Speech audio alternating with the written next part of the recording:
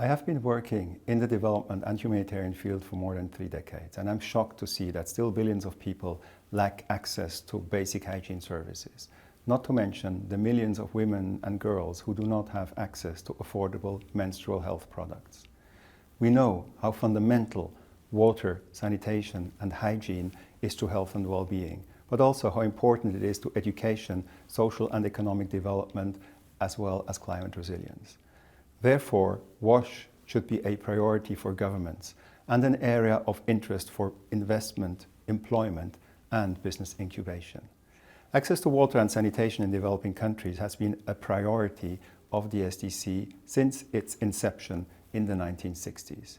Today, halfway through the 2030 agenda, it is very clear that we must seriously accelerate our efforts if we want to achieve Goal 6.2, that is, access to adequate and equitable sanitation and hygiene for all.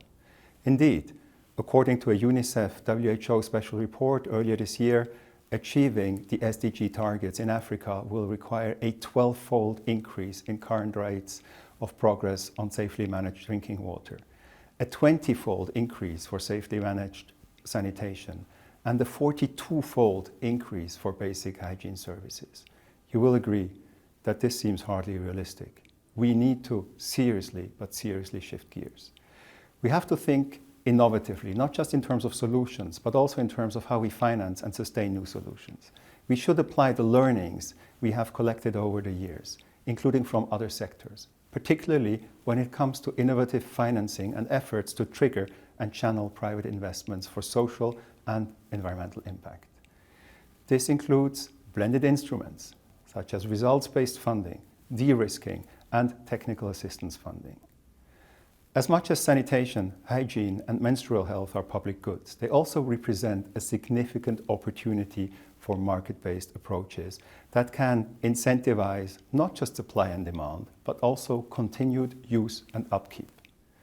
From our partner, the Sanitation and Hygiene Fund, SHF, co-host of this event, I have heard the story of Eileen, a sanitation entrepreneur in Benin.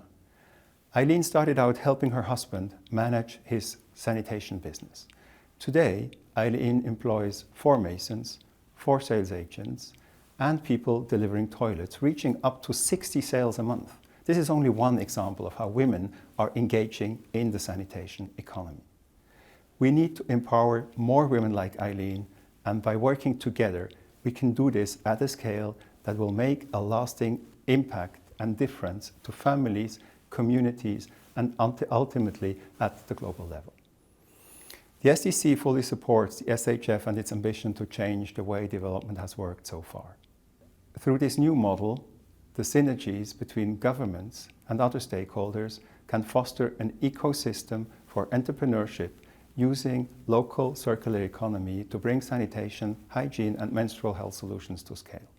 Together, we can leverage the potential of the sanitation economy, with the state providing the enabling environment for incubation and the private sector facilitating the access to capital markets and innovation for it to develop and thrive. It will require us to build solid, very solid bridges. And here's my question: will you join us?